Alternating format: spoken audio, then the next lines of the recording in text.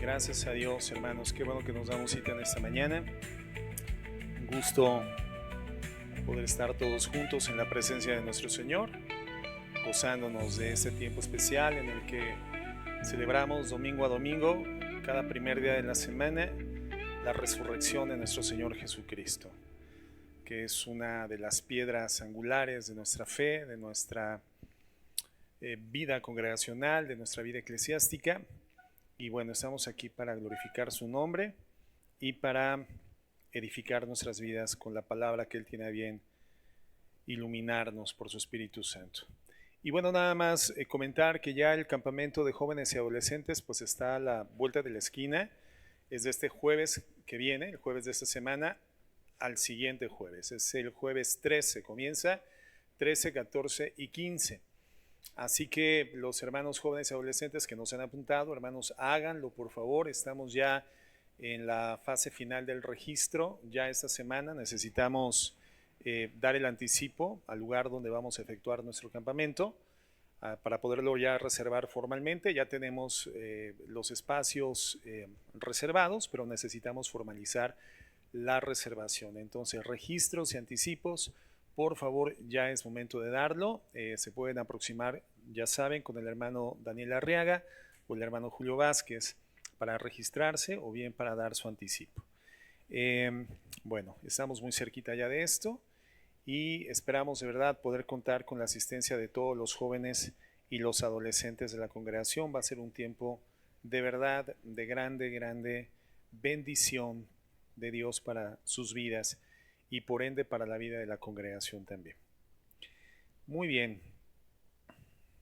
Comentarles también que iniciaremos con nuestro taller de misiones en 3 jueves más. Se me olvidó la fecha, no tenemos el banner todavía, pero en 3 jueves más, es decir, tendremos 2 jueves más donde continuaremos compartiendo esta serie que hemos venido dando sobre el fruto del Espíritu Santo. Y en el tercer jueves vamos a iniciar con el taller de misiones, hermanos, un taller importantísimo para la congregación. Yo de verdad espero que haya una asistencia más nutrida. Tenemos una buena asistencia los días jueves, pero yo desearía que toda la iglesia, en la medida de su posibilidad real, asista, porque es un tema que nace directamente del corazón de Dios. Nuestro Dios es un Dios misionero y va a marcar un antes y un después, un parteaguas de la dinámica de trabajo que vamos a desarrollar en la congregación. El tema de misiones no solamente es un tema de misioneros, es un tema de iglesia. Por lo tanto, es importante que estemos involucrados, que estemos informados, que estemos con la información interiorizada para poder saber de qué manera todos vamos a colaborar, a contribuir, a apoyar los proyectos misioneros que el Señor deseamos que desarrolle a través de nuestra congregación. Así que en 3 jueves más iniciaremos con nuestro taller de misiones que llevará por título Misiones, el deseo del corazón de Dios. Amén. ¿Quiénes van a asistir, hermanos, al taller de misiones? Levanten su mano. Y los demás, ¿está bien? ¿No? Bueno, tenemos tiempo, ¿verdad?, para orar. Yo entiendo que algunos por cuestión de trabajo, actividades diversas, se nos puede llegar a complicar, pero si en tu corazón está estar, hay que orar al Señor y el Señor se encarga de abrir los medios, dar los medios, abrir los caminos para poder congregar a su iglesia. Muy bien, bueno, pues gracias a Dios, hermanos. Vamos a continuar en esta mañana con la serie que iniciamos la semana pasada con el título de la Iglesia del Nuevo Testamento, que sin ser una continuación de la serie anterior, La Boca que Destruye, en algún sentido, de manera natural, deriva esta serie con el propósito de identificar ahora sí qué es lo que debemos de hacer.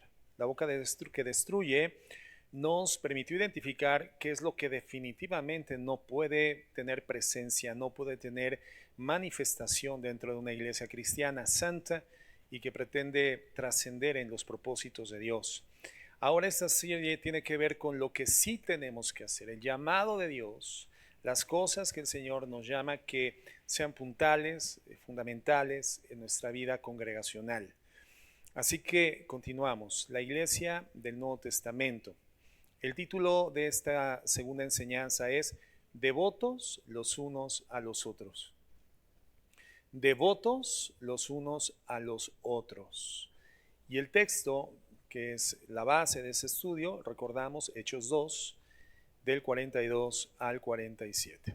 Entonces, la semana pasada estudiamos el primer pilar de la iglesia en Jerusalén, la iglesia del primer siglo, la primera iglesia dentro del contexto de la fase primitiva, primaria o el primer siglo, como se lo conoce historiográficamente, al inicio de la vida eclesiástica, que en términos reales abarca los primeros 3 siglos, los primeros 300 años de la iglesia. Cada ocasión que tú escuches hablar de la iglesia primitiva del primer siglo, se está refiriendo a aquella que fue desarrollándose durante los primeros 300 años de vida de la iglesia, desde su origen en Pentecostés hasta los primeros 300 años de antigüedad de la iglesia. Entonces, la primera iglesia que vemos en el cristianismo primitivo evidentemente es la iglesia en Jerusalén, la cual se gesta en el contexto, recordamos, de la celebración de la fiesta de Pentecostés, una de las convocaciones santas anuales más importantes dictaminadas por Dios en la ley. Y en esta fiesta de Pentecostés, el primer día es cuando se registra el advenimiento del Espíritu Santo, el cumplimiento de la promesa del Señor Jesucristo. De Hechos 1:8, recibirán poder cuando haya venido sobre ustedes el Espíritu Santo y me serán testigos en Jerusalén, en toda Judea, en Samaria y hasta lo último de la tierra. No antes, dice el Señor, mientras tanto permanezcan unidos, pero no hagan más. En el primer día de esta fiesta, hermanos, deviene este cumplimiento y entonces tenemos estas manifestaciones gloriosas de poder del Espíritu Santo, estos discípulos del Señor galileos que hablaban en diversas lenguas, las lenguas de los judíos procedentes de todas las regiones de la tierra conocida que se habían dado cita para la celebración de la fiesta de Pentecostés, hablar las maravillas del Señor en sus propias lenguas, situación que dejó a esta audiencia masiva atónita porque no entendían cómo es que este efecto se estaba registrando y evidentemente este era un signo distintivo del cumplimiento de la promesa. Igualmente de la profecía del profeta Joel que decía, citado por Pedro, esa es la profecía de que en los postreros días, en los postreros tiempos, el Espíritu Santo vendría sobre jóvenes, ancianos, todas las personas creyentes y entonces habrían manifestaciones sobrenaturales. Sucedió esto. El apóstol Pedro, recordamos, da el primer sermón evangelístico público, la primera disertación del Evangelio, y en esa ocasión, pues nada menos que 3,000 personas en aproximación, más o menos, se convierten a Jesucristo por la predicación inspirada, la predicación llena de poder del Espíritu Santo de boca del apóstol Pedro, y entonces nace en un día la iglesia cristiana. Hermanos, entonces, ¿dónde se da esto? Evidentemente se da en Jerusalén. Entonces, la semana pasada estudiamos este primer pilar de la iglesia en Jerusalén, que es representativo de toda la iglesia del primer siglo. Y hablábamos de este tema que titulamos la devoción a la doctrina de los apóstoles. Dijimos que todo lo demás en la vida de una congregación sana, una congregación santa, todo lo demás, la comunión, la generosidad, la adoración, el testimonio ante el mundo, nace y se sostiene sobre el fundamento de la palabra de Dios, la doctrina de los apóstoles en la que ellos perseveraban. Hoy vamos a comprobar a la luz de la Escritura esa afirmación en términos prácticos, porque el segundo pilar que Lucas, el escritor de los Hechos, menciona es precisamente el fruto más inmediato de esa perseverancia en la doctrina de los apóstoles. El fruto más inmediato, hermanos, es la comunión entre los hijos de Dios. Vamos a Hechos 2:42 nuevamente. No tenemos las pantallas activas todavía, esperamos que en esta semana se resuelva el problema técnico que hemos tenido. Pero busquen en sus Biblias, por favor, y si no traes Biblia, ya sabes, acércate a un cristiano. Ellos generalmente traen Biblia, ¿verdad? Gracias a Dios. Muy bien.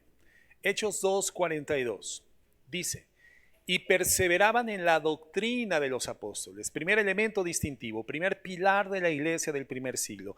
Perseveraban en la doctrina de los apóstoles, en la comunión unos con otros, en el partimiento del pan y en las oraciones. Y sobrevino temor a toda persona, y muchas maravillas y señales eran hechas por los apóstoles. Todos los que habían creído estaban juntos y tenían en común todas las cosas, y vendían sus propiedades y sus bienes, y lo repartían a todos según la necesidad de cada uno. Vamos a orar. Señor, en esta mañana queremos presentarnos ante ti reconociendo nuestra absoluta necesidad y dependencia de ti. Te pedimos perdón por el pecado que hemos cometido, Señor, en estos días, a lo largo de la semana, el mismo día de hoy. Perdónanos. Ayúdanos si nos arrepentimos, Padre, porque es una anomalía, Señor, que continuemos practicando el pecado. Te pedimos perdón, te pedimos la asistencia de tu Espíritu Santo, quien mora en nosotros, y te ofrecemos el compromiso de perseverar en la doctrina apostólica, porque es la materia prima que tu Espíritu Santo usa para santificarnos. Ayúdanos, y que en esta mañana tengamos la iluminación de tu Espíritu Santo al corazón y en consecuencia, Señor, un pilar fundamentado en esta congregación. Para la gloria de tu nombre, Señor, y solo para ello, en Cristo Jesús. Amén y amén. Vemos entonces que no es casualidad que la comunión aparezca, hermanos, inmediatamente después de la doctrina, en esta narrativa histórica que nos presenta el libro de los Hechos. La palabra de Dios no solamente informa. Recuerden que el propósito fundamental de la Escritura, siempre y cuando nos aproximemos a ella con una actitud de honestidad intelectual y humildad espiritual, el propósito es más que información, sino que a partir de la información se geste la transformación en nuestras vidas. La palabra no solamente nos informa, nos transforma. Y entonces vemos que la palabra de Dios no solamente informa nuestra mente, sino que también transforma nuestras relaciones, la forma en la cual convivimos, la forma en la cual interactuamos, la forma en la cual nos amalgamamos como iglesia de Jesucristo.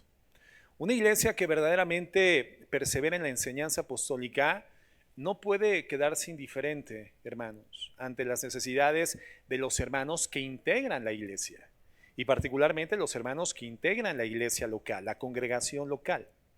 En el primer estudio de la serie respondimos la pregunta: ¿en qué creemos? Y la respuesta es en la doctrina de los apóstoles. Y ya también estudiamos qué es esa doctrina de los apóstoles. Y en esta segunda enseñanza, con la guía del Espíritu Santo, vamos a responder la pregunta: ¿cómo vivimos juntos a la luz de lo que creemos? ¿Cómo vivimos juntos a la luz de la doctrina de los apóstoles? La palabra que Lucas usa para comunión, hermanos, es un hebreo que ya hemos estudiado. Ese tema no es nuevo, pero el Señor lo trae como parte de esta serie importantísima para nosotros, refundamentando, hermanos, los pilares de la iglesia a la que pertenecemos. La palabra comunión proviene del griego koinonia, con K, koinonia. Un término, hermanos, que ya hemos visto, va mucho más allá de la cordialidad, mucho más allá del compartir en un mismo edificio los domingos, en un mismo local. Va mucho más allá de eso. Por supuesto, el estar juntos, confederados, atendiendo al llamamiento santo del Señor, de estar aquí reunidos el primer día de la semana y en la medida de las posibilidades los demás días en los que tenemos diversos estudios o discipulados, eso es muy bueno, hermanos. Sin embargo, siendo parte de la coinonía, el estar aquí reunidos los domingos no es el todo de la coinonía. Coinonía implica una vida verdaderamente compartida, hermanos. Una vida verdaderamente compartida entre nosotros, recursos, tiempo, cargas, alegrías, necesidades. Involucra compartir la vida. Y el propósito del texto nos permite identificar de forma directa la manera en la que con total concreción, con total transparencia, se registraba esto en la iglesia de Jerusalén. Dice el verso 44 y 45, tenían en común todas las cosas. Vendían sus propiedades y sus bienes y lo repartían a todos según la necesidad de cada uno. Bueno, hay un contexto histórico en esto. ¿Cómo era realmente la comunión de la iglesia de Jerusalén? Bueno, para entender la magnitud de lo que se describe en el libro de los Hechos, lo que escribe por inspiración espiritual Lucas, pues es necesario despejar algunos malos entendidos a los que generalmente se llega leyendo de forma superficial la escritura. Es necesario que veamos con más detalle el contexto social de esta primer congregación. Algunas personas, cuando leen este pasaje, tenían en común todas las cosas, han imaginado, digamos, una especie de colectivización forzada de los bienes, ¿no? Los bienes colectivos, los bienes son de todos, y esto en algún sentido se establece de forma coercitiva o forzada dentro de la comunidad cristiana.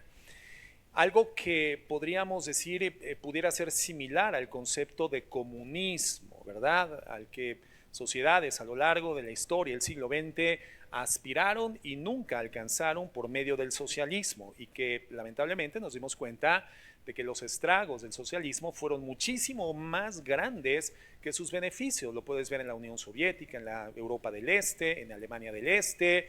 Nos damos cuenta de que la degradación de este sistema político, que por definición niega a Dios, termina siendo catastrófica para una sociedad. Entonces, quienes leen este precepto tenían en común todas las cosas, nadie tenía necesidad de ningún bien, llegan entonces rápidamente a la equivocada conclusión: ese es el comunismo, así tendría que ser el comunismo. No, hermanos, el texto griego y el resto del Nuevo Testamento de ninguna forma nos propone esta postura. Más adelante, en Hechos 5:4, recordarán ustedes, no lo busquen ahorita todavía, lo vamos a buscar más adelante, pero en Hechos 5:4 se encuentra la narrativa de Ananías y Zafira. ¿Recuerdan ustedes? Ellos venden una propiedad y mienten sobre la cantidad que habían recibido de la venta, y entonces Pedro les aclara algo importante, les dice: reteniéndola no se te quedaba a ti, y vendida no estaba en tu poder. Es lo que le dice Pedro: no tuviste por qué haber engañado al Espíritu Santo, era tu propiedad. Pudiste no haberla vendido, y si la vendiste es más, pudiste haberte quedado con la totalidad del producto de la venta. Es decir, la propiedad privada, hermanos, seguía siendo un elemento vigente de la vida comunitaria, era legítima. El compartir de los bienes con los demás miembros de la iglesia siempre fue una acción voluntaria, jamás una inclinación a la cual accedían obligados por los apóstoles o por el gobierno de la iglesia. Siempre fue una acción voluntaria, y siempre hubo un respeto perfecto a la propiedad privada, circunstancia que desaparece completamente en el comunismo. El comunismo abole por completo la idea, el concepto, la reminiscencia siquiera cercana de la existencia de la propiedad privada, y nosotros no vemos esto en la Biblia. No desaparece la propiedad privada, en la iglesia continúa siendo legítima. Entonces el dar y el compartir no es un elemento de obligatoriedad coercitiva, es un elemento de la voluntad transformada por un corazón que, dejando de ser mezquino, hoy por la gracia se convierte en un corazón dadivoso, un corazón generoso.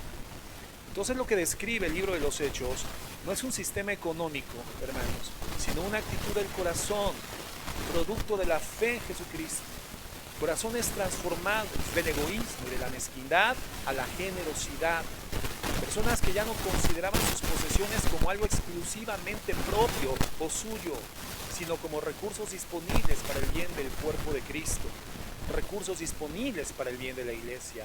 Ese es el sentir que Dios puso en esa primera iglesia, y que en términos generales, hermanos, si revisamos los anales de la historia de la auténtica iglesia cristiana, ese remanente que vino caminando con los siglos, con los milenios hasta nuestros días, existe este valor prevalente en la iglesia del Señor Jesucristo.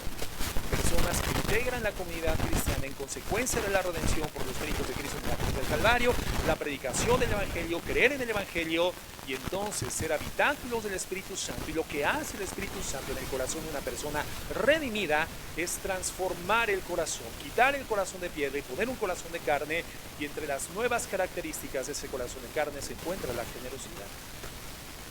Por lo tanto, aun cuando tenemos bienes de los cuales Dios nos da la titularidad, porque el propietario es Él, pero nos da la titularidad, hermanos, ya no nos consideramos como inminentemente propios, sino en su caso, en la necesidad, en la proporción directa de la necesidad de la iglesia, como disponibles también para el cuerpo de Cristo. En Hechos 2:41 dice así: así que los que recibieron su palabra fueron bautizados. Se añadieron aquel día como 3,000 personas. Y es lo que sucedió después de la predicación de Pedro. Estos 3.000 convertidos, hermanos, incluían, dice la Escritura, a judíos, pero también a prosélitos. Acuérdense que los prosélitos eran personas conversas al judaísmo, que estaban siendo discipuladas formalmente para entender los conceptos de la vida judía, de la vida abrámica, de la ley de Moisés. Entonces, judíos y prosélitos, entre todos aquellos, esos 3.000 que recibieron al Señor Jesucristo e integraron la iglesia cristiana. Pero no solamente de Jerusalén, dice la Escritura en el verso 5 de Hechos 2, de todas las naciones bajo el cielo. Que recordemos, como ya mencionaba, era una fiesta importante anual y por lo tanto de todas las regiones del mundo conocido, donde después de la dispersión habían quedado asentamientos judíos, se aproximaban a Jerusalén, se concentraban en Jerusalén para la celebración de esas fiestas solemnes.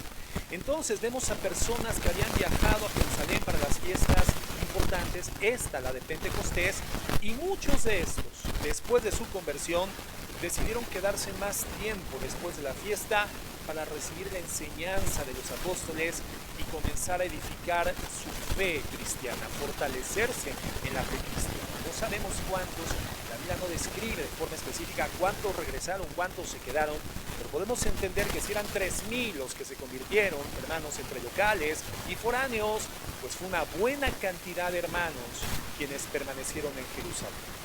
Entonces esto genera una necesidad prácticamente inmediata, una necesidad, digamos, masiva.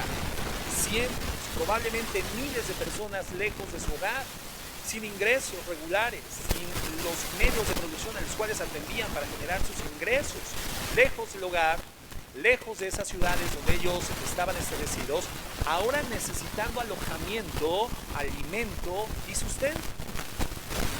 Esta generosidad radical de la iglesia de Jerusalén, hermanos, no fue entonces una idea abstracta, no fue una especie de ideal de comunidad cristiana, no, fue una respuesta directa, concreta, real a una, digamos, crisis humanitaria genuina dentro ahora de la propia familia. ¿Han visto esas escenas en esta semana de estos inmigrantes de Oriente, Medio Oriente, que han llegado a España? Que ingresan al país por miles? Eso genera una crisis humanitaria en España, porque ahora España tiene que resolver la forma de alojar, de hospedar, de alimentar y de tomar decisiones importantes humanitarias a favor de esta gente, evidentemente a la cual no va a regresar a sus países de origen, les van a dar asilo político, pero humanitariamente están en una crisis en ese momento, lo tienen que resolver. Pues podemos entender que lo que se registra en ese momento en Jerusalén, con esos judíos, cientos, probablemente miles, permaneciendo para continuar siendo edificados por la doctrina cristiana de boca de los apóstoles, generó una crisis humanitaria que se tenía que resolver porque ya eran parte de la familia de la fe. Un dato adicional importante del contexto socioeconómico de Jerusalén es que, a diferencia de ciudades comerciales como Corinto o Éfeso, que vemos históricamente eran localidades ricas por el nivel comercial que había. No, en Jerusalén había una dependencia importante de la economía del sistema religioso del templo y había una población significativa de personas pobres, viudas, peregrinos, extranjeros y personas que adolecían de los recursos elementales para la subsistencia cotidiana y vivían directamente de la caridad, esta caridad asociada a las prácticas religiosas judías. Recordemos que en el Antiguo Testamento la ley establecía un sistema de 3 contribuciones económicas anualmente, 3 diezmos, digámoslo así, 3 diezmos diferentes para necesidades específicas. Esto lo hemos estudiado en el pasado. Cuando estudiamos Levítico, vimos el diezmo levítico. Cada año el pueblo tenía que presentar el 10% de su producción agrícola y entregarlo a los levitas, porque los levitas, recuerden, no habían recibido una porción de tierra en la tierra prometida, por lo tanto ellos estaban dedicados enteramente al servicio de Dios, al templo, y entonces el pueblo llevaba el 10% de la producción agrícola para el mantenimiento de los levitas. Y los levitas sacaban el 10% del diezmo para el sostenimiento directamente de la descendencia de Aarón, los sacerdotes en el templo. El primer diezmo era el diezmo levítico. El segundo diezmo era el diezmo festivo. Este segundo diezmo que las familias separaban para llevarlo justamente en las celebraciones santas anualmente a Jerusalén, y poder compartir comunitariamente. Cuando por la distancia una familia no podía llevar su producción agrícola, entonces la podía vender y con el dinero generado de esa venta hacía el gasto ya en Jerusalén. Es decir, este diezmo generaba vida comunitaria, pero también dinámica económica dentro de Jerusalén. Y el tercer diezmo, hermanos, el diezmo para los pobres. Cada tercer año, en lugar del diezmo festivo, entonces este diezmo se daba en las localidades de cada judío para el sostenimiento de los pobres, de los extranjeros, de los huérfanos y de las viudas. 3 diezmos, hermanos. Y nosotros nos quejamos porque, ay, es que hay que dar el diezmo. ¿Te das cuenta? Ni siquiera es el diezmo que daba por la ley el pueblo de Israel. La gente dice, es que el diezmo es de la ley. No, es que nosotros no estamos poniendo en cumplimiento la ley. Si nosotros pusiéramos en cumplimiento la ley con el diezmo, no tendríamos que practicar de esta manera, hermano. No estamos hablando del 10% del ingreso, estamos hablando del 20% del ingreso, hermano, y no es así. El diezmo en la gracia ya no es una obediencia al mandato legal. El diezmo en la gracia es la correspondencia natural de un corazón transformado por el Espíritu Santo que ha dejado de ser mezquino y comienza a ser generoso por acción sobrenatural en su vida. Y entonces viene a ser, digamos, un punto de partida. Si por la ley era obligatorio, por la gracia ya no tenemos la obligatoriedad de la ley en ese sentido, y entonces tenemos la libertad de dar paso a la generosidad del corazón. Entonces, la iglesia cristiana del primer siglo heredó esta preocupación por la viuda, por el huérfano, por el extranjero, pero la llevó un paso más allá, hermanos, porque ya no era solamente una limosna ocasional o una limosna anual, sino una comunidad que compartía activamente sus recursos como estilo de vida cotidiano. ¿Te das cuenta, hermano, lo que hace la generosidad?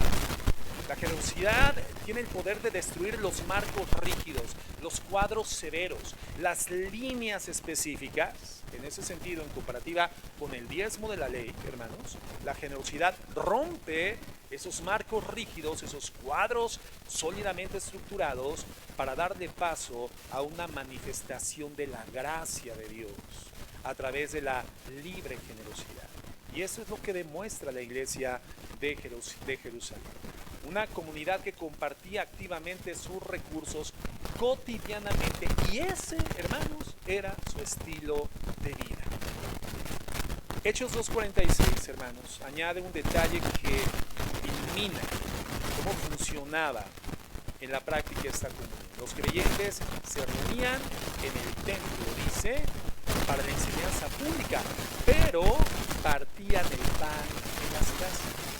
Se reunían en el templo porque ellos eran judíos, ahora cristianos, pero ellos seguían con la tradición de reunirse en el templo.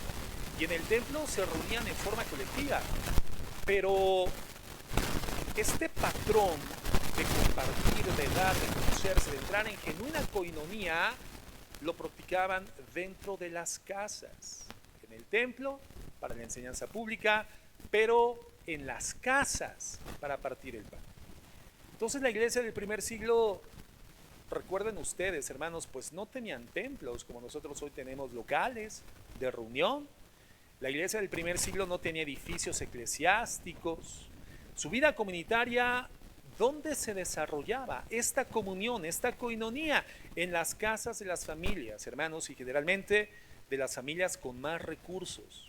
Esas familias, hermanos, con mayor recurso, más espacio, más dotados de elementos para poder alojar a la iglesia, a la comunidad cristiana, abrían sus hogares, alojaban a los otros creyentes y entonces compartían comida, sostenían a quienes tenían necesidades particulares. Y este patrón, hermanos, de iglesia en casa o iglesias en casas se repite a lo largo de todo el Nuevo Testamento. A lo largo de todo el Nuevo Testamento. Así que esta modalidad que hoy tenemos las congregaciones, ¿verdad?, evangélicas, de, bueno, comprar un lugar para podernos reunir, edificar algo que le llamamos templo, ¿verdad?, de manera cultural, que ya no es el templo, porque entendemos que el templo del Espíritu Santo somos nosotros, somos el templo de un Dios vivo.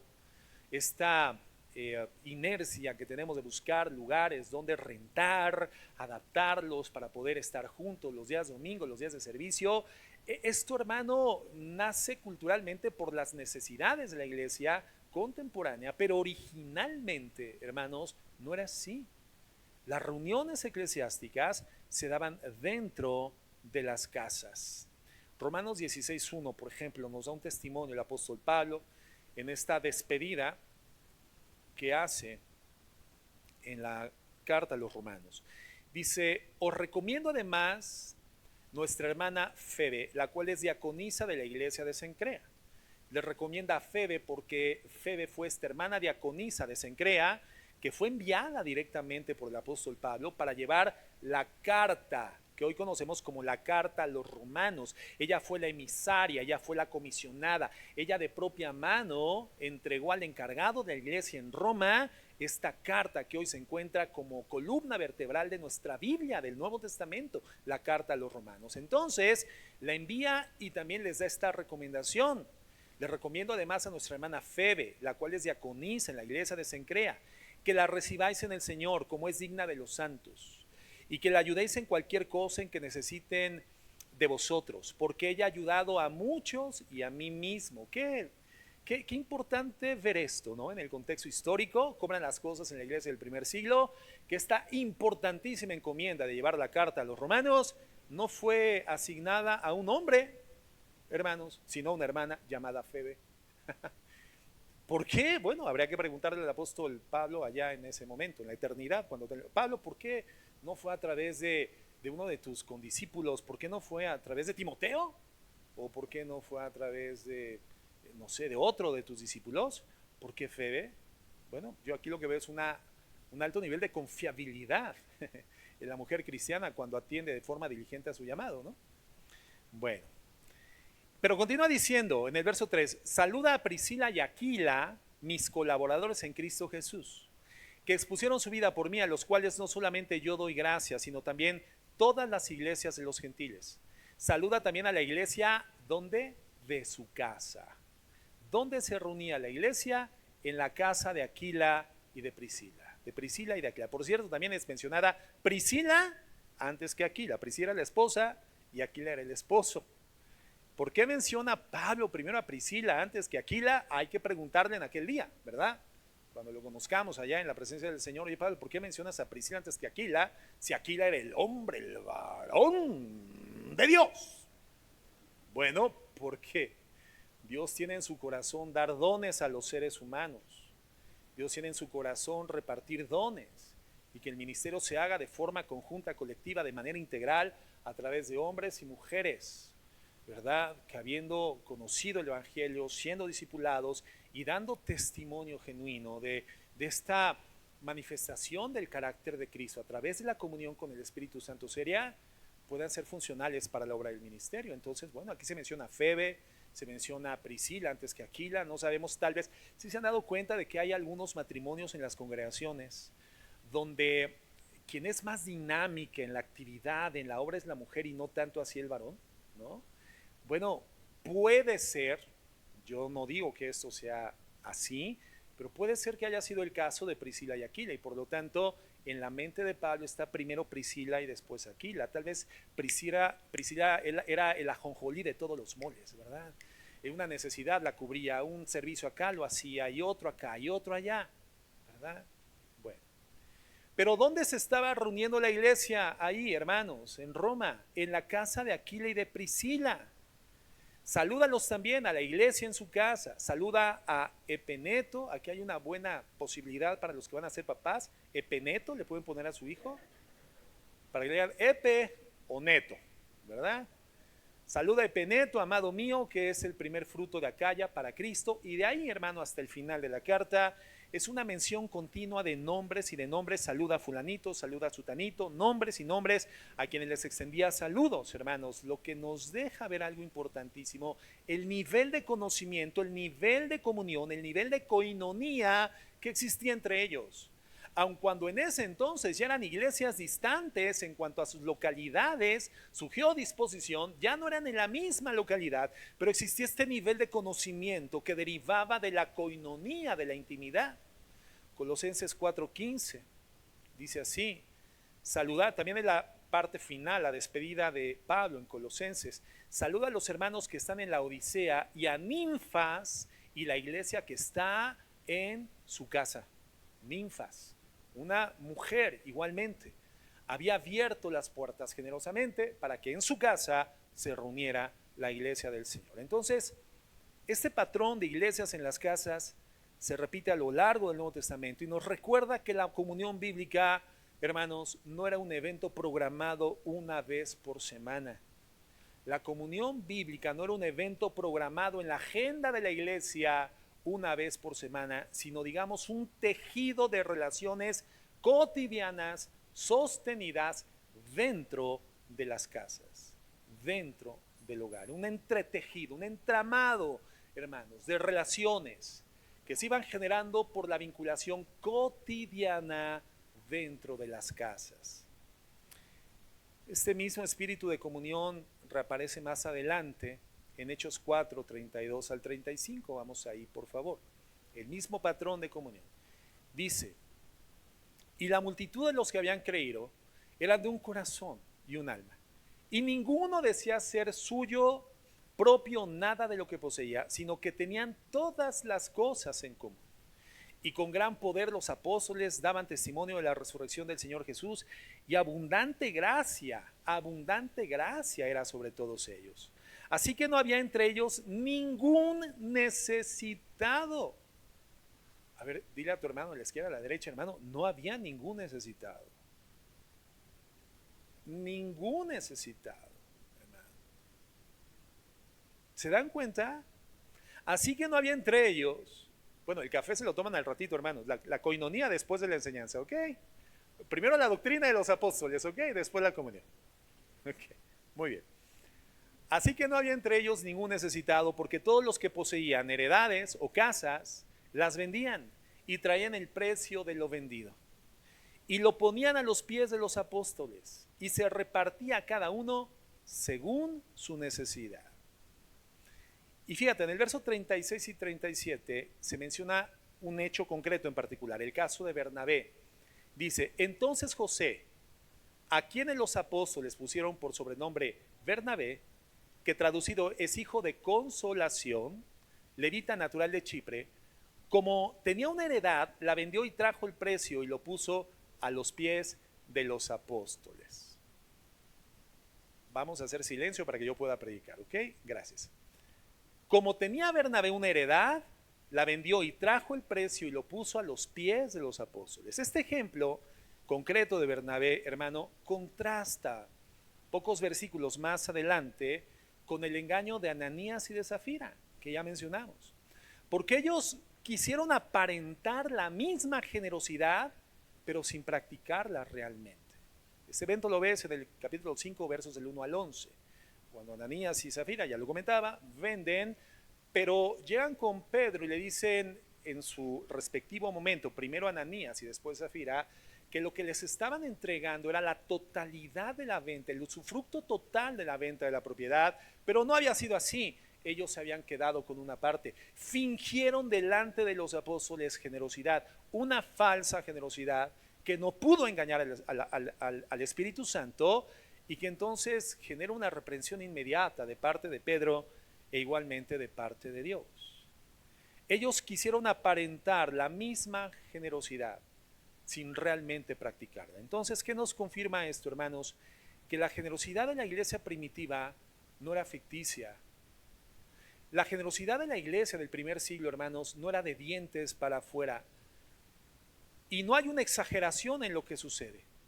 Era tan real y tan valorada por la comunidad que el engaño en relación a esta falsa generosidad mereció el juicio más severo registrado en el libro de los Hechos de los Apóstoles, hermanos.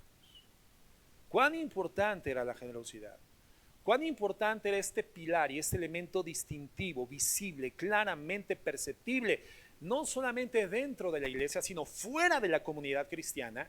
Cuán importante era que el Señor no permitió un engaño de esa naturaleza que infringiera la autenticidad, la legitimidad de la vida de comunión, de la generosidad compartida, el dar, el compartir entre los hermanos en la fe, hermanos.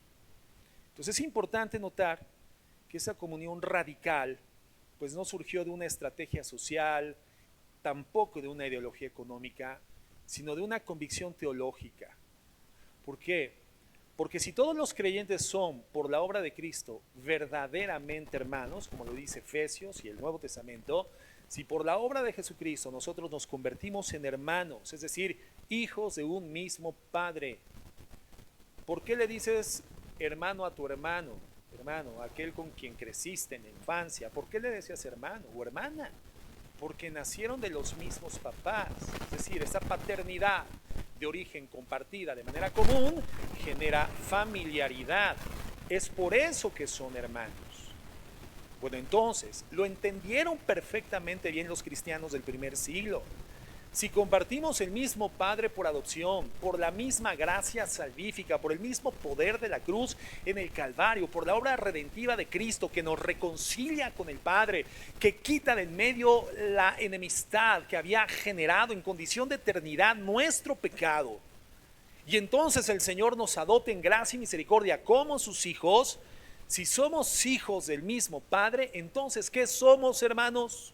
Hermanos. Eso somos, hijos de un mismo Padre y miembros, de acuerdo a 1 Corintios, de un mismo cuerpo. Entonces, así como cuando tu cuerpo se alimenta, cuando entra por ese miembro de tu cuerpo, la boca, el alimento no solamente beneficia a la boca, beneficia a los pies, beneficia a los brazos, beneficia al hígado, a los órganos internos, a los órganos vitales, a los órganos secundarios. Ese alimento, hermano, fortalece a todo el cuerpo. Esa provisión vincula al cuerpo, esa provisión genera bendición para cada miembro del cuerpo. Entonces, por cuanto somos hermanos, hijos del mismo Padre, y por cuanto formamos alegóricamente, ¿verdad? En esa ilustración que nos da Pablo, formamos parte del mismo cuerpo. Es que la generosidad, hermano, no es un elemento ornamental, no es un elemento secundario. La comunión no es una circunstancia ficticia en la verdadera iglesia cristiana. La iglesia del primer siglo, hermanos, es un testimonio fehaciente. Entonces, las posesiones materiales dejan de ser el criterio último que define lo mío frente a lo tuyo, ¿no, hermanos? Pablo expresa este mismo principio más adelante cuando instruye a la iglesia de Corinto recolectar una ofrenda, ¿se acuerdan ustedes? Para los creyentes pobres, ¿de dónde? Esa ofrenda que le pide Pablo a los de Corinto y que los de Macedonia con gran esfuerzo habían dado, y entonces lo utiliza Pablo como ejemplo para los de Corinto, que tenían menos escasez económica. Para los hermanos de Jerusalén.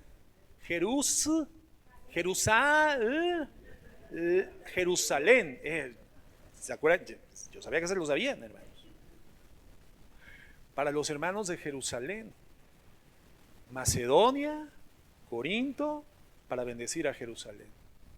Pero si eran localidades diferentes. Es que la verdadera coinonía, hermano, trasciende las distancias. Era real, hermanos, era genuina.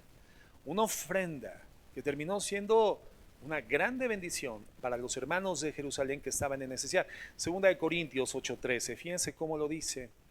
Dice, Segunda de Corintios 8:13, porque no digo esto para que haya para otros holgura y para vosotros estrechez, sino para que en este tiempo con igualdad la abundancia vuestra supla la escasez de ellos, para que también la abundancia de ellos supla la necesidad vuestra. ¿Para qué? Para que haya igualdad. Como es escrito, el que recogió mucho no tuvo más, y el que recogió poco no tuvo menos. Hermanos, qué manera tan clara de establecer la igualdad. Una igualdad que tendría que ser una aspiración genuina dentro de la iglesia de todos los tiempos, nacida de la generosidad sensible de los hermanos de una comunidad cristiana. Esa igualdad, hermanos, lo ratifico, no es una imposición externa, No es algo a lo que los apóstoles obligasen. Nunca ves a Pablo obligando a nada a nadie.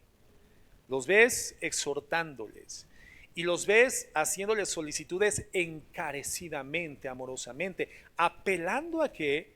A corazones transformados por el poder del Espíritu Santo. A corazones que habían experimentado esa transformación de naturaleza espiritual real y que por ende daban por testimonio una forma de vida diferente correspondiente al reino del cual procedía su nueva condición espiritual, el reino de los cielos. Esa igualdad entonces no era una imposición externa, sino el fruto natural del Evangelio, el fruto del Evangelio.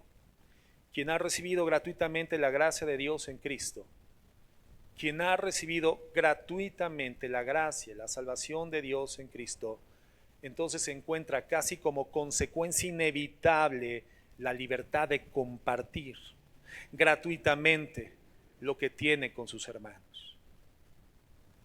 Si Dios nos dio la salvación, que era inaccesible para nosotros, la cual no se puede adquirir por precio humano, ni siquiera por sacrificio vivo humano. No había sacrificio que pudiese hacernos acreedores de una redención tan grande. Por lo tanto, el único medio para poder atribuirla era la gracia. Y esta gracia, hermano, no implicaba gratuidad. El precio se tuvo que pagar, pero no lo pagamos nosotros, lo pagó Cristo. Para nosotros es gracia, porque entonces, pagado el precio, nos toca recibirla con gratitud.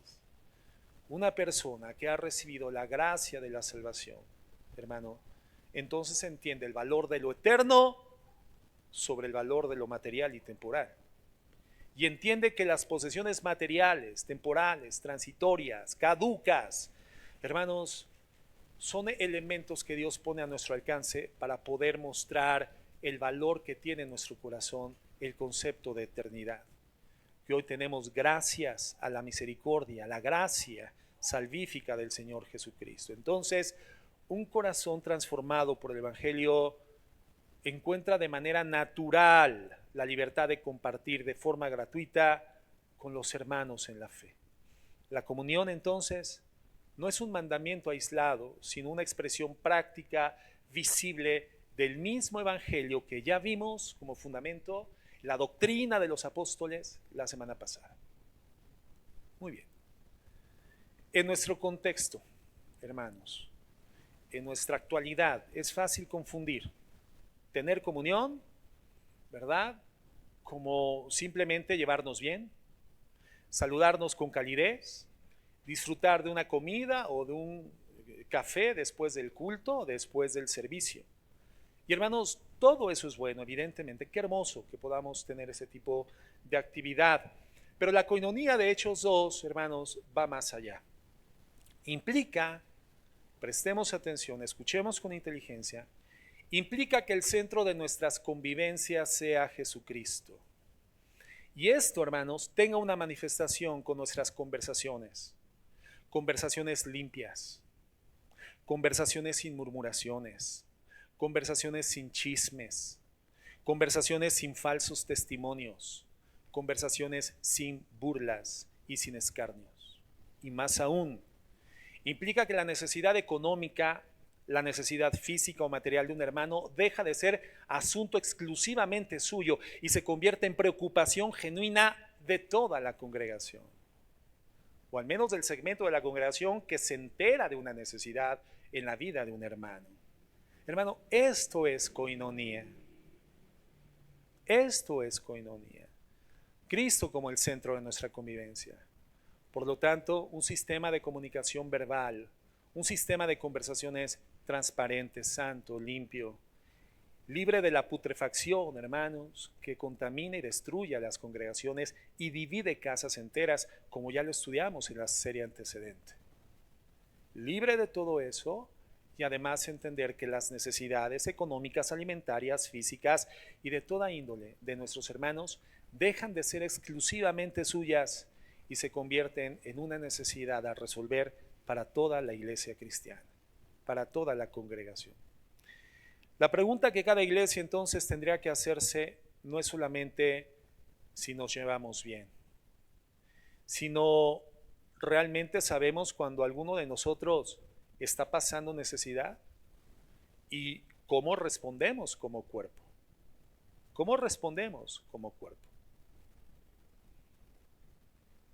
La generosidad radical, hermanos, que estamos viendo en la Escritura y que no tendría por qué ser diferente. Hay muchas cosas que en el libro de los Hechos, hermanos, por contexto histórico, por supuesto nosotros no vamos a poder reproducir. Pero encontramos principios que son eternos, que son imperecederos y que rigen y norman la vida de la iglesia, hermanos, de todos los tiempos, de todos los siglos. Por ejemplo, hoy entendemos cómo esta convivencia dentro de las casas en el cristianismo antiguo fue un factor extraordinario que benefició, que estimuló la coinonía, ese nivel de coinonía entre los miembros de una comunidad cristiana. Pero entendemos que al paso de los tiempos, cuando las iglesias crecen, bueno, tal vez reunirnos todos en la casa de alguno de nosotros sería una verdadera dificultad, porque, bueno, mira, entendemos que ha habido un decrecimiento en la asistencia de la iglesia en los últimos tiempos por diversos factores que conocemos muy bien. Pero ¿cuántos somos ahorita, por ejemplo? Mira, voltea hacia atrás los que están hacia adelante y los que están adelante comienzan a contar a los que están al frente. Bueno, ¿cuántos te imaginas que seamos ahorita? Bueno, no le pongamos número. ¿700, 800? No, ¿verdad? Para que los que nos ven por la transmisión dicen, ¡wow! ¿Por qué no fuimos hoy? Que bueno, ya no hubiera cabido yo, ¿no? No. Bueno, ¿cuántos somos, hermanos? Bueno, hermanos, ¿en qué casa de nosotros cabríamos unidos todos? Que hubiéramos, en la casa del hermano Julio. Bueno, de entrada él ya vive en bueno, ahí si hubiéramos cabido, hermano. En la casa del hermano Julio sí, porque bueno, mi hermano hoy tiene una extensión donde está ahorita viviendo, ¿verdad? Ya no digo más, hermano, ya voy a dar una narrativa de su vida, una biografía, hermano. No lo voy a hacer. Pero mi hermano está en Purépero, donde él se dedica a la agricultura. Entonces, ahí entre los maizales y el huerto hubiéramos cabido perfectamente bien, hermano. Pero de los que estamos aquí, ¿quién hubiera podido decir, pastor, el domingo yo abro mi casa para que se congreguen? ¿Quién hubiera podido recibir esta cantidad de hermanos? Considerando que los adolescentes y los niños están en la planta de arriba, o sea, aquí no los estamos viendo, ¿eh? ¿Quién hubiera podido recibir esa cantidad de hermanos? Bueno, no. Entonces no podemos sentar como doctrina, no, la iglesia de todos los tiempos se tiene que reunir dentro de casa, porque si no está faltando un precepto doctrina. No, es que eso no es doctrina, es una narrativa histórica. En el contexto actual sería muy complicado tener casas tan grandes como las que se tenían en ese tiempo, hermano, y difícilmente hoy tendría alguien la posibilidad de albergarnos dentro de su hogar. Entonces eso no es doctrina, eso es un modelo que vemos que facultó, estimuló la coinonía entre los hermanos, pero lo que sí es un principio eterno para la iglesia, ¿cuál es? La generosidad. La generosidad tendría que ser la misma. Y entonces, dadas las dificultades de nuestra actualidad, tendríamos que ser generosos también en diseñar posibilidades de convivencia comunitaria que estimule la coinonía más allá de la reunión congregacional programada los domingos dentro del local, hermanos. Somos llamados a eso, somos llamados a la coinonía. O sea, el ejemplo de la iglesia de Jerusalén no nos llama necesariamente, hermanos, a vender todas nuestras propiedades. No es eso. El propio Nuevo Testamento reconoce la legitimidad de la propiedad privada, pero sí nos confronta con una pregunta muy profunda. ¿Cuál? ¿Consideramos nuestros bienes como algo que administramos para Dios y para el bien del cuerpo? ¿Considero mis bienes familiares y personales como algo que procede de Dios? Y recibo la responsabilidad de darle una administración, no solamente para mí, sino para el beneficio del cuerpo. O mis bienes son algo que me pertenecen exclusivamente a mí y solamente los comparto cuando me sobra. Es ese modelo y es ese principio el que permanece vigente, permanente, para la vida de la iglesia, desde Pentecostés hasta que estemos, hermanos, en la presencia del Señor Jesucristo. Ese es el principio que rige la coinonía, que rige la comunión, que establece un sistema de interacción y convivencia verdaderamente cristiano, hermanos. Porque habla de corazones que han sido transformados y que han sido trasladados del egoísmo y la mezquindad a la generosidad que vemos en nuestro Dios, salvándonos, cubriendo un precio que nosotros no pudimos cubrir. Si el Señor Dios del universo a través de Jesucristo paga el precio que para nosotros era imposible cubrir, y eso nos hace parte de su familia, entonces en el corazón redimido la inclinación es: ¿qué precio puedo cubrir para bendecir la vida de mis hermanos? ¿Qué necesidad puedo suplir? ¿Qué puedo hacer a favor? ¿Qué contribución puedo otorgar para cubrir una necesidad de mi hermano? Hijos del mismo Padre, salvados por el mismo precio, pagado por el mismo Señor. Ese es el principio. Nos podremos reunir el día de hoy en este local. Algún día podremos cambiar de local, ¿verdad? Y no estamos violando ningún precepto escritural, pero si entre nosotros no somos generosos, la realidad es que lo que decimos coinonía no lo es. Es un sistema de convivencia agradable, tal vez necesario, tal vez por fuerza de costumbre, pero la verdadera coinonía, hermanos, se encuentra centralizada en Jesucristo. Conversaciones limpias, sanas, sin chismes, sin murmuraciones, sin falsos testimonios, en donde la necesidad de mis hermanos, física, material, espiritual, de cualquier índole, ya no es una necesidad exclusivamente suya, sino se convierte en la necesidad de la congregación también. Entonces, eso es lo que tiene que confrontarnos. Con eso nos enfrenta la palabra de Dios. La iglesia primitiva no esperó a tener sobrantes, dio de lo que tenía, y además dice la Biblia que lo hizo con alegría. Con alegría. Pero vemos el modelo de cómo la comunión florece en estos espacios pequeños, no solamente en la reunión general.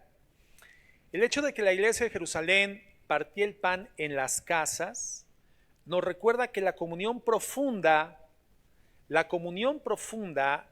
rara vez sucede exclusivamente en el servicio dominical. No, yo tengo una relación extraordinaria con mis hermanos. ¿Vieras qué bien nos llevamos? ¿Qué comunión tenemos?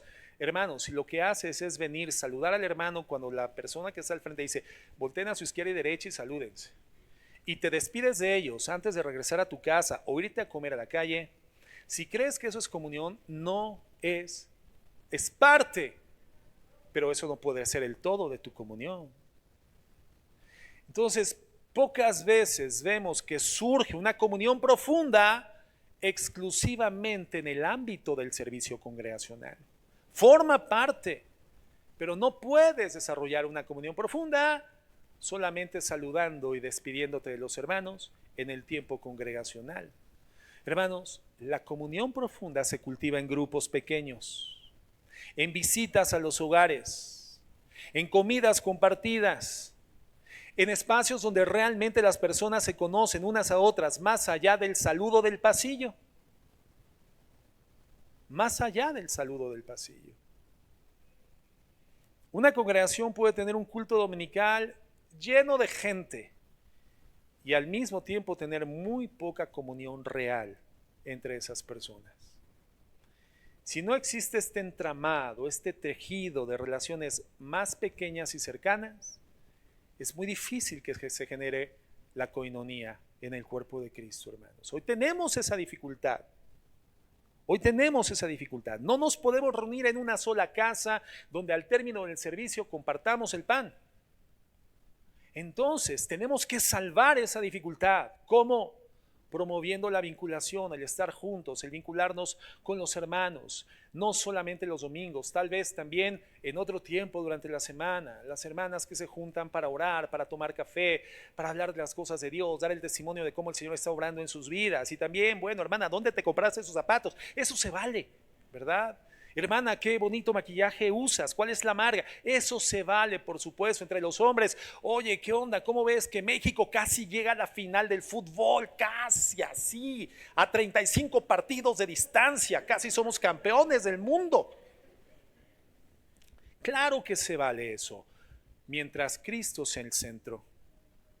Y cómo, aun cuando la conversación no sea necesariamente teológica, qué hermoso cuando la convivencia extraeclesiástica, en una comida, en un café, la conversación es teológica. Eso es padrísimo, maravilloso. Hay una retroalimentación maravillosa en esas conversaciones teológicas, pero no necesariamente la conversación tiene que ser teológica. Lo que es indispensable es que Cristo sea el centro de la conversación. ¿Y cómo se manifiesta eso? Con conversaciones limpias, transparentes, sin murmuraciones, chismes ni falsos testimonios, sin burlas y sin actitudes escarnecedoras. Hoy tenemos que salvar la dificultad de no poder estar los domingos después del servicio todos juntos para compartir el pan. Lo hacemos en las comidas congregacionales, lo hacemos en las celebraciones especiales, los fines de año, los aniversarios, cuando hay oportunidad de celebrarlos. Hermanos, pero no podemos circunscribirnos a esas festividades únicas. Tenemos que ser creativos, tenemos que ser propositivos para tener coinonía fuera también del ambiente eclesiástico, hermanos. Y no creer que mi comunión es porque me despido y saludo a los hermanos en el pasillo de la congregación. No. Una congregación, como ya comentaba, puede tener un culto lleno de gente, pero tener muy poca comunión real entre esas personas. Hay un peligro en la apariencia cuando decimos que algo es, pero carece de sustancia. Porque lo vemos, el contraste entre Bernabé y Ananías y Zafira. Este contraste nos deja una advertencia muy importante, podría decir solemne. Dios valora tanto la sinceridad de la comunión que el pecado de aparentar generosidad sin practicarla mereció una disciplina inmediata y muy severa. Para nuestras congregaciones, hermanos, hoy en la actualidad, eso es un llamado a examinar verdaderamente si hay en nosotros generosidad. O si nuestra generosidad, el diezmo, las ofrendas, la ayuda al necesitado, nace de un corazón sincero, un corazón realmente transformado, ese corazón que ha sido impactado y nunca volvió a ser el mismo por el poder del Evangelio. O si solamente, hermanos, es una actuación para mantener una reputación espiritual. Si solamente tiene el propósito de conservar la apariencia de mi testimonio, cuidado, porque ya vimos cómo en la iglesia del primer siglo el Señor manifiesta la importancia de la autenticidad en la comunión de la iglesia, porque este fue uno de los elementos distintivos del mundo sin Cristo y la gente transformada por el Evangelio. La acción del Señor ante esa falacia, esa falsedad, ese intento de reproducción de generosidad que meramente fue apariencia, fue ficticia, fue severa y rápidamente juzgada por el Señor. Gracias a Dios, hermanos, cuando ha sucedido entre nosotros no hemos caído muertos al instante, pero la realidad es que esto deja un testimonio visible de cómo es que el Señor aprecia y da la importancia que tiene la comunión entre nosotros. No es por guardar la reputación espiritual, hermanos, no. Entonces no debemos de pasar por alto algo muy importante, que este relato de comunión radical aparece justo antes de que Lucas mencione lo siguiente, que el Señor añadía cada día a la iglesia los que habían de ser salvos, en Hechos 2:47. Antes de mencionar cómo crecía la iglesia, establece en primer lugar el precepto de la perseverancia en la doctrina de los apóstoles y en segundo lugar la perseverancia de ser devotos unos con otros en la congregación. Fíjense, Hechos 2:44. Dice así: todos los que habían creído estaban juntos. Pueden ir subrayando si traen su Biblia impresa las palabras o los conceptos clave. Todos estaban como juntos y tenían en común todas las cosas, vendían sus propiedades y sus bienes, los repartían a todos según la necesidad de cada uno, y perseverando unánimes cada día en el templo y partiendo el pan en las casas, comían juntos con alegría y sencillez de corazón, alabando a Dios, alabando a Dios. Todo esto, hermano, produce alabanza a Dios, adoración al Señor. Es una expresión de gratitud, alabando a Dios y teniendo favor con todo el pueblo. Y el Señor añadía cada día a la iglesia los que habían de ser salvos. Había una consecuencia.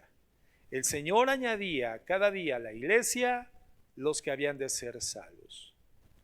Vemos una comunidad que cuida genuinamente de sus miembros. Y así somos llamados a ser la iglesia del siglo XXI, la iglesia local, la congregación, Casa de Oración Uruapan, hermanos. Una comunidad que realmente cuida a sus miembros, a los más vulnerables, sin proponernos lo digamos directamente, sin que seamos forzados, sin que seamos obligados, sino que emerja naturalmente de esta transformación sobrenatural del corazón redimido. Fíjate, lo sobrenatural de nuestra condición espiritual tiene que derivar en acciones naturales para nosotros, una nueva naturaleza en la conducta, hermanos. Ese testimonio, dice la Escritura, que era atractivo para quienes estaban fuera de la iglesia. Ese atractivo de la generosidad y la coinonía de la iglesia del primer siglo es el mismo atractivo que tiene que tener la iglesia del siglo XXI.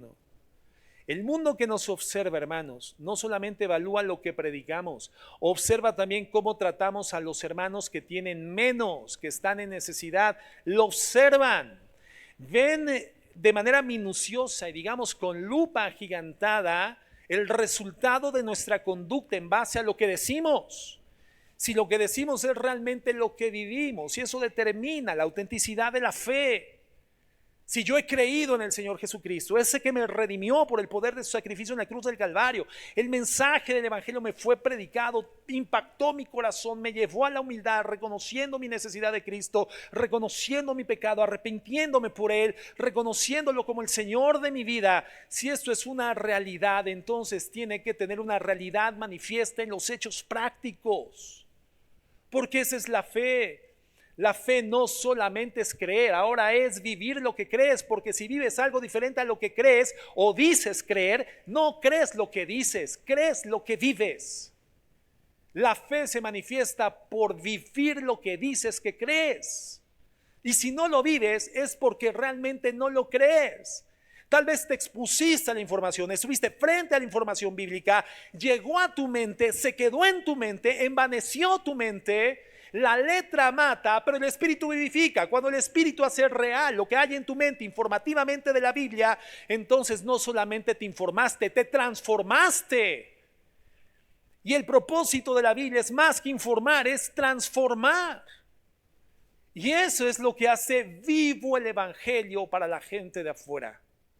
Eso es lo que hace vivo el Evangelio para la gente a la cual se lo predicamos, o que sabe que somos cristianos ahí donde vivimos, donde estudiamos o trabajamos. La familia que no es cristiana y que sabe que nosotros lo somos, está observando si el resultado de nuestra conducta obedece a la profesión de nuestra fe, al pregone de nuestra fe, a lo que hablamos de nuestra fe. El mundo, hermano, comienza a ver al atractivo, ese atractivo sobrenatural de la iglesia, cuando observa en términos reales la generosidad de sus miembros. Por eso, perseverando en la doctrina de los apóstoles, en la comunión, había una consecuencia directa. Dios le daba favor a la iglesia delante de los inconversos y añadía todos los días a los que habían de ser salvos. nosotros tenemos que ser atractivos como iglesia, hermanos. La misma diligencia que utilizamos para tallarnos y venir a la congregación, porque creo que en la mayoría de los casos, el domingo es el día en el que sí se bañan los cristianos, porque entendemos la importancia de venir a la iglesia, entendemos lo que es el día del Señor, entendemos el concepto de venir con humildad pero con limpieza.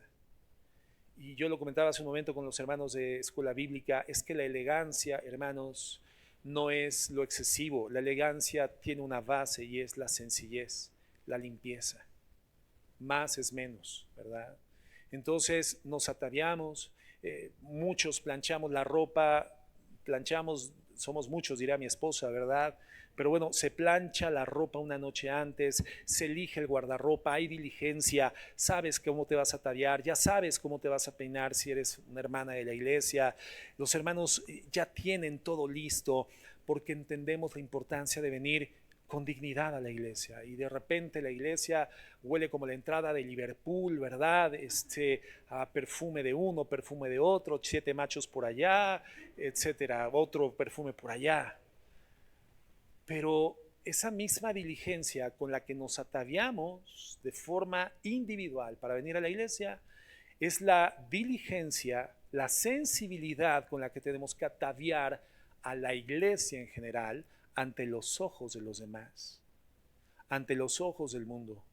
Y ese atavío tiene una prenda, hermano, que brilla, una prenda que es atractiva, una prenda que llama la atención, una prenda que no pasa desapercibida, una prenda que no puede ser pasada por alto por el mundo. Y esa prenda se llama coinonía, la forma en la que convivimos, nos unimos, nos vinculamos, interactuamos, nos amamos, nos suplimos, nos damos provisión mutuamente, nos ministramos bienestar. Esa prenda, hermanos, es brillante, es atractiva, luce muy bien como iglesia cristiana. Y entonces el resultado es que vamos a llamar la atención de la gente por lo que debemos llamar la atención de la gente, por el resultado de transformación del evangelio en nuestro corazón. Y cuando se unen los corazones transformados por el evangelio, la iglesia brilla, hermanos. La iglesia es refulgente, es un reflejo del fulgor, de la luz del cielo, de la luz del Dios de las luces, del Dios de los espíritus. Quien habita en luz inaccesible, reflejamos esa luz refulgentemente, hermanos. La comunión, la coinonía, el amor compartido, el ministrar para nuestras necesidades, el hacer propia la necesidad de mi hermano, el no ser indiferente, el no ser egoísta o ser mezquino con mis cosas, porque si he sido comprado por un precio de sangre que yo no di, sino Cristo, entonces lo natural es dar todo lo que tengo para que alguien más sea bendecido. Nuestros hermanos en la fe. La iglesia de Jerusalén, hermanos, no fue perfecta, por supuesto no lo fue. De hecho, los capítulos siguientes del libro de los Hechos comienzan a mostrar tensiones y algunas tensiones étnicas en la distribución diaria en Hechos 6. Pero su compromiso con la comunión radical para nosotros sigue siendo un espejo de lo que tiene que ser la comunión entre nosotros. Perseveramos en la doctrina, dijimos la semana pasada, pero esa doctrina, si es verdadera, siempre va a desembocar en amor práctico hacia el hermano. El apóstol Juan lo escribió de manera muy clara, 1 de Juan 3:16 al 19. Dice el apóstol Juan, 1 de Juan 3:16 al 19. En esto hemos conocido el amor, en que Él, Jesús, puso su vida por nosotros. También nosotros debemos de poner nuestra vida por los hermanos. Verso 17. Pero el que tiene bienes de este mundo y ve a su hermano tener necesidad y cierra contra él su corazón, ¿cómo mora el amor de Dios en él? Hijitos míos, no amemos de palabra ni de lengua, sino de hecho y en verdad. Y en esto conocemos que somos de la verdad, en que amamos de hecho y en verdad, no de lengua, no de dientes para afuera, sino en hecho y en verdad. ¿Y cómo es ese hecho y verdad? cuando vemos tener necesidad en algún hermano, no cerramos contra él nuestro corazón. Porque si lo cerramos, ¿cómo podemos decir que el amor de Dios mora en nosotros? En esto conocemos el amor de Dios, en que Cristo nos amó a nosotros primero, y por lo tanto ahora nosotros podemos poner nuestra vida por los demás. Entonces, hermanos, que nuestra congregación, Casa de Oración Uruapan, no se conforme con una comunión de dientes para afuera, una comunión de palabra, sino que como aquella primera iglesia, la iglesia de Jerusalén, nuestra congregación sea conocida por una comunión, hermanos, de hecho y en verdad. Que Dios nos ayude, que Dios nos continúe ayudando, hermanos.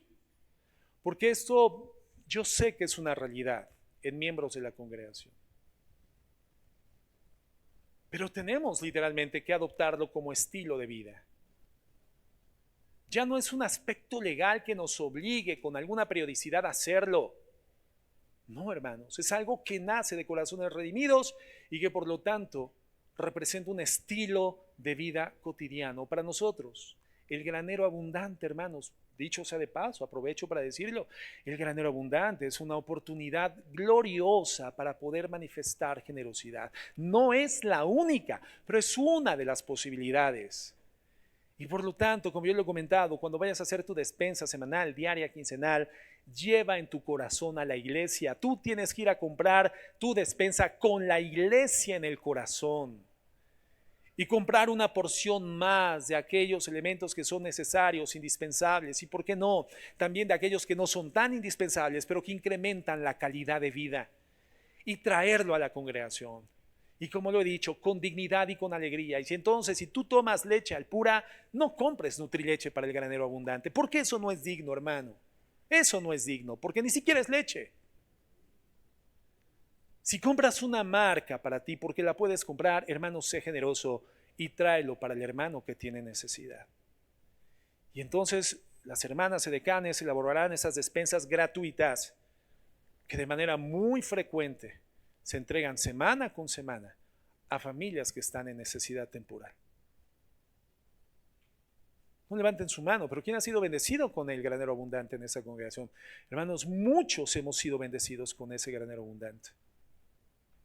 Cuando solicitamos una ofrenda especial para un hermano, hermana en necesidad, una necesidad médica, miren, esta semana, gracias a Dios, se pudo cubrir la consulta médica de una hermana inminente, tenía que pasar esa consulta médica de especialidad. No se solicitó un apoyo especial para esta hermana porque gracias a Dios, ahí en la tesorería tuvimos la oportunidad de hacerlo de manera directa. Pero vienen estudios para esta hermana, una hermana querida de la congregación, estudios que tienen un costo fuera de lo normal. Bueno, vamos a ver y lo vamos a coordinar. Vamos a ver si en algún sentido hay algún apoyo gubernamental para esto, pero hermano, no dependemos del gobierno, sino de la gracia y la generosidad de Dios que ha puesto en el corazón redimido de sus hijos. Entonces no te sorprendas que una vez más, hermanos, para una hermana, un estudio tiene un costo elevado. Vamos a hacer nuestro mejor y nuestro mayor esfuerzo. Así como lo hemos hecho a lo largo de los años, hermanos, a lo largo de los años. Porque nunca hemos pedido dinero en la congregación para un fin que no sea absolutamente necesario para un hermano o hermana de la congregación. En su momento yo mismo he sido beneficiario recientemente con esas ofrendas voluntarias hermosas de hermanos, hermanas que me ayudaron a poder cubrir el costo de mi intervención, hermanos, del riñón para disolver esas piedras que ya me estaban dando mucha lata. Y que ahorita, hermanos, ya me quitaron esa sonda, gracias a Dios, la semana pasada, y ahorita estoy sufriendo las consecuencias de ese segundo procedimiento que fue más doloroso que el primero, hermano. Pero bueno, gracias a Dios se cubrió una necesidad que no estaba a mi alcance poder cubrir. Bueno, así es la vida de la iglesia, hermanos. Cubrimos necesidades que son de todos.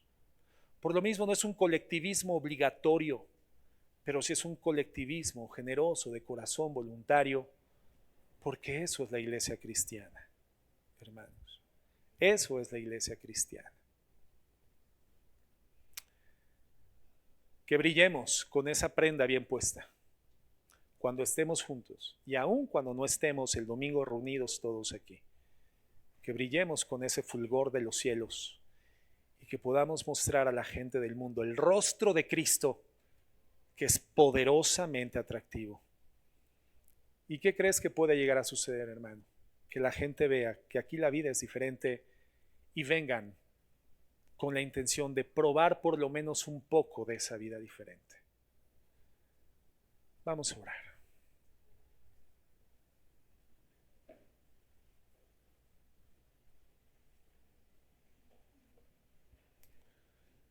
Señor, queremos darte gracias, Padre. Muchas gracias por tu amor y por tu misericordia. Señor, porque somos tus hijos y nadie merecía hacerlo. Nos has adoptado. Somos tu iglesia, un mismo cuerpo.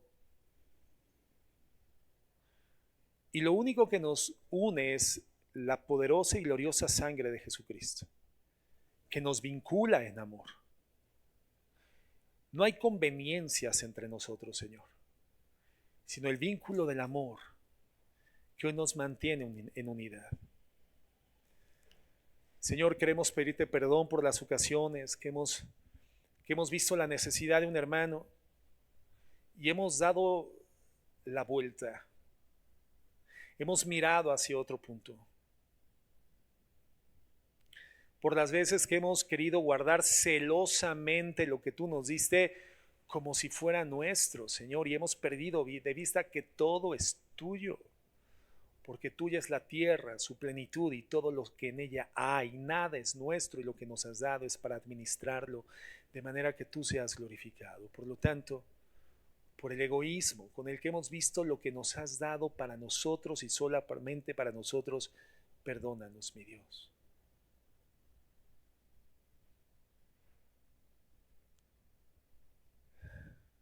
Si pueden poner música de fondo, por favor. Gracias.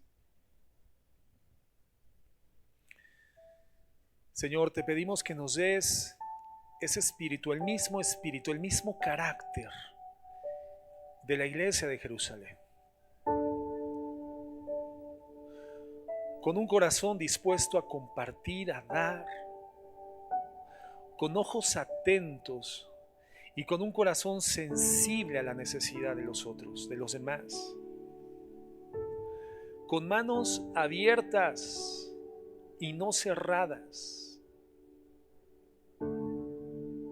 siendo tú, Señor, quien ocupa el trono en nuestro corazón, no el dinero, sino tú, Señor. Teniendo el dinero en la mano, jamás en el corazón, porque lo que se siente en el trono del corazón gobierna. Y eres tú quien gobierna desde el corazón redimido para que la mano sepa qué hacer con el dinero, mi Señor. Que vivamos con las manos abiertas, no cerradas. Que nuestra coinonía sea realmente eso, Señor. Que no nos quedemos en el ámbito de las palabras cordiales, bonitas o socialmente aceptables. Que no nos quedemos en el ámbito de los saludos superficiales, sino que nos ministremos cuidado real entre nosotros.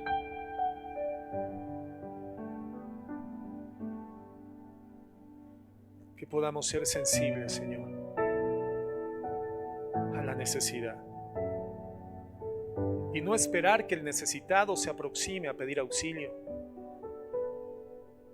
sino que como tú lo hiciste con nosotros, tomando la iniciativa para redimirnos sin que lo mereciéramos, nosotros podamos tomar la iniciativa de acercarnos a aquel en quien identificamos necesidad y con amor y alegría y humildad pedirle que nos diga de qué manera lo podemos bendecir, cómo podemos suministrar apoyo, recursos, tiempo, bendición, palabra, oración, lo que el necesitado requiera, Señor. Porque entonces, Señor, nosotros seremos solamente la máscara. Detrás de la máscara estarás tú obrando a favor de tus hijos. Nosotros seremos el medio, pero serás tú dando el vaso de agua a uno de tus chiquitos, Señor. La comida a uno de tus chiquitos, supliendo la necesidad a uno de tus pequeños. Y por cuanto nosotros fuimos el medio y lo hicimos por uno de tus pequeños, Señor, tú dices que lo habrás hecho tú por nosotros en nosotros, y que también, Señor, hay un galardón, hay un premio. Señor, que podamos verlo. ¿Por qué nos premias? Porque así eres tú, eres generoso, mi Señor. Que nosotros podamos ser generosos, Señor. Y que al vernos, amándonos así, la gente que está fuera de la vida de fe pueda ser atraída, Señor, por esa belleza, por ese atractivo, por ese grato aroma a la iglesia, para que pueda verte y pueda conocerte como nosotros te hemos conocido. Te agradecemos, Padre, por tu instrucción, por tu palabra, por el poder de tu Espíritu Santo, iluminando la verdad a nuestros corazones y mentes, por edificando la vida de esta congregación en el fundamento de la verdad, en la piedra angular que eres tú, Jesús, el Hijo del Dios viviente, el Cristo, en tus principios, en tu enseñanza, en tu forma de vida, Señor. Ayúdanos y bendícenos, Padre, para la gloria de tu nombre en Cristo Jesús. Amén y amén.